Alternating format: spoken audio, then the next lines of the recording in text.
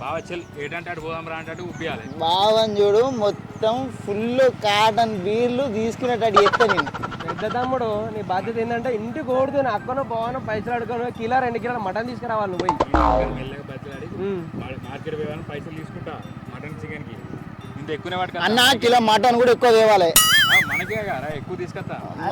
బావని ఈసారి 10,000 ఒడగొట్టిపోయాలరా పక్క.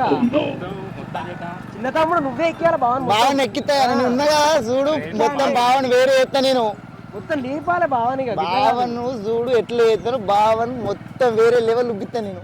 బావని 10,000 పెట్టేదాకా ఇచ్చిపెట్టద్దు. 10,000 వారం రోజులు ఫుల్ ఎంజాయ్ చేద్దాం మనం. వారం రోజులు ఇటే ఉందాం. వారం రోజులు ఇటే ఉందాం. మొత్తం ఇటే ఉందాం.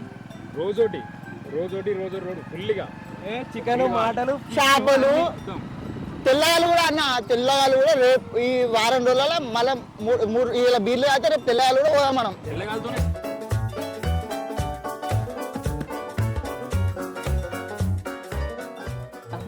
ఓకే.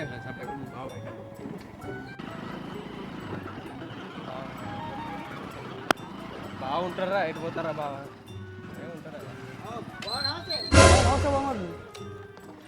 ఇట్లా చేయరు చెప్పక చేయకుండా మరి నమస్తే బావా. నీకు ఫోన్ చేసిన ఎవరితో మాట్లాడతాను నువ్వు అప్పుడు కైకిలో ఏం రాస్తాను ఇది పెట్టుబడి గిదాడు పక్కన పడే బావా.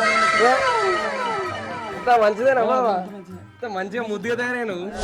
మాకే బావ. లోపల